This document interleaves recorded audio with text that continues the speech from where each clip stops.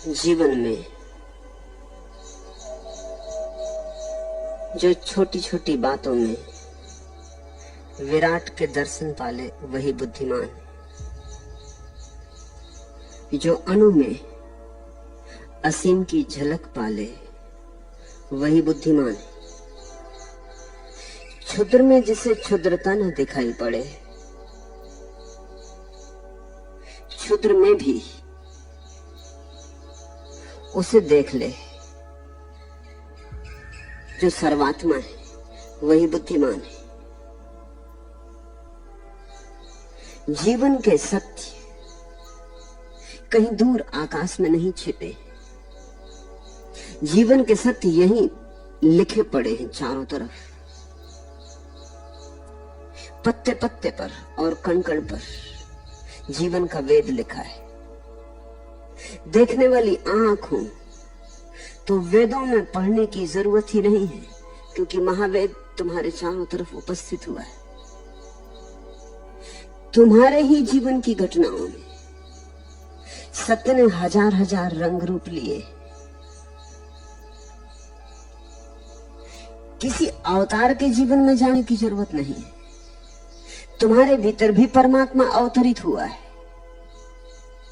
अगर तुम ठीक से देखना शुरू करो, जिसे बुद्ध सम्यक दृष्टि कहते हैं, ठीक ठीक देखना, तो ऐसे बूंद बूंद इकट्ठे करते करते तुम्हारे भीतर भी अमृत का सागर इकट्ठा हो जाएगा। और बूंद बूंद ही सागर भरता है। बूंद को इंकार मत करना, नहीं तो सागर कभी ना भरेगा। ये सोच के बूंद को इंकार मत कर देना कि बूंद में क्या रखा है। हम सागर चाहते हैं, बूंद में क्या रखा है। जिसने बूंद को अस्वीकारा वो सागर से भी वंचित रह जाएगा, क्योंकि सागर बनती बूंद से है। जीवन के छोटे छोटे फूलों को इकट्ठा करो। इकट्ठा करना ही काफी नहीं, इन्हें बोध की धागे में पिरो कि इनकी माला बने। कुछ लोग इकट्ठा भी कर लेते हैं जीवन के अनुभव को, लेकिन उस अनुभव से कुछ सीख नहीं लेते, तो ढेर लग जाता है फूलों का, लेकिन माला नहीं बनती। जब तुम्हारे जीवन के बहुत से अनुभवों को तुम एक ही धागे में पिरो देते हो, जब तुम्हारे जीवन के बहुत से अनुभव एक ही दिशा में इंगित करने लगते हैं, तब तुम्हारे जीवन में सूत्र उपलब्ध होता है। इसलिए अगर हम बुद्ध वचनों को सूत्र कहते हैं तो उसका कारण है, ये अनेक अनुभवों के भीतर छिपा हुआ धागा है।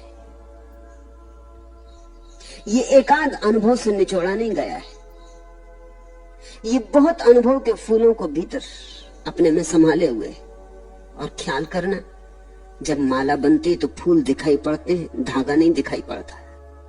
जो नहीं दिखाई पड़ता वही संभाले हुए है। वो जो अदृश्य है उसको पकड़ लेने के कारण इन गाथाओं को सूत्र कहते हैं। फिर माला बना लेने से भी बहुत कुछ नहीं होता। दुनिया में 3 तरह के लोग हैं। एक तो जो फूलों का ढेर लगाए जाते, जो कभी माला नहीं बनाते, उनके जीवन में भी वही घटता है जो बुद्धों के जीवन में घटा है। बूंदे उनके जीवन में आती हैं, लेकिन बूंदों में उनको सागर दिखाई नहीं पड़ता। और एक एक बूंद आती है और बूंद के कारण वे इंकार करते चले जाते, इसलिए सागर से कभी मिलन नहीं होता। दूसरे वे हैं जो हर बूंद का सत्कार करते, हर बूंद को संग्रहित करते, उनको अनुभव के धागे में जोड़ते। उनके जीवन में बुद्धिमत्ता पैदा होती। मगर एक और इससे भी ऊपर बोध है, जो बुद्धिमत्ता से भी पार, जिसको हम प्रज्ञा कहते। फूलों को इकट्ठा कर लो, ढेर लगाओ तो भी सड़ जाएंगे, और माला बनाओ तो भी सड़ जाएंगे। फूल क्षणभंगुर है, इनको संभालने का ये ढंग नहीं है, इनको बचाने का ये ढंग नहीं है। फूल तो समय में खिलते हैं, इनके भीतर से शाश्वत को खोजना जरूरी है, ताकि इसके पहले कि फूल कुम्हला जाए, तुम्हारे हाथ में ऐसा इत्र आ जाए जो कभी नहीं कुम्हला था। फूलों को संग्रहित करने से कुछ लाभ नहीं, ढेर लगाने से तो जरा भी लाभ नहीं, नुकसान भी है, क्योंकि जिनसे आज गंध उठ रही है उन्हीं से कल दुर्गंध उठने लगेगी। फूल अगर इकट्ठे किए तो सड़ेंगे, यहां हर चीज सड़ती है। इसलिए बुद्धिमान आदमी फूल इकट्ठे नहीं करता, इसके पहले कि फूल सड़ जाए उनकी माला बनाता है। लेकिन मालाएं भी इकट्ठी नहीं करता, इसके पहले कि मालाएं सड़ जाएं उनसे इत्र निचोड़ता है। इत्र निचोड़ने का अर्थ होता है असार असार को अलग कर दिया, सार सार को संभाल लिए। हजारों फूलों से थोड़ा सा इत्र निकलता है, फिर फूल कुम्हलाते हैं, इत्र कभी नहीं कुम्हलाता। फिर फूल समय के भीतर पैदा हुए, समय के भीतर ही समा जाते, इत्र शाश्वत में समा जाता है। इत्र शाश्वत है, इस धम्मो सनातन। जीवन के छोटे छोटे अनुभव के फूल, इनसे जब तुम असार को छांट देते हो, सार को इकट्ठा कर लेते हो, तो तुम्हारे हाथ में धर्म उपलब्ध होता है, शाश्वत धर्म, सनातन धर्म। तुम्हारे हाथ में जीवन का परम नियम आ जाता है। मूढ़ ढेर लगाता, बुद्धिमान माला बनाता। और जैसे बुद्धत्व की कला आ गई, प्रज्ञावान असार को छोड़ देता, सार को इकट्ठा कर लेता। दृश्य को पकड़ता नहीं, अदृश्य को पकड़ लेता। देखता फूल में गंध का सूत्र क्या है, उसी को बचा लेता। और बहुत कुछ है, उसका कोई मूल्य नहीं है। हजारों फूल में बूंद भर इत्र निकलता है, लेकिन वही इत्र फूलों की गंध था।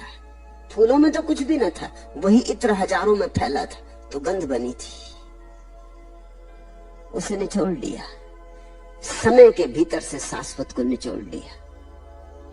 यही इत्र निर्वाण है, यही इत्र मुक्तिदायी है, यही तुम्हारे जीवन को परम सुगंध से भर जाता है।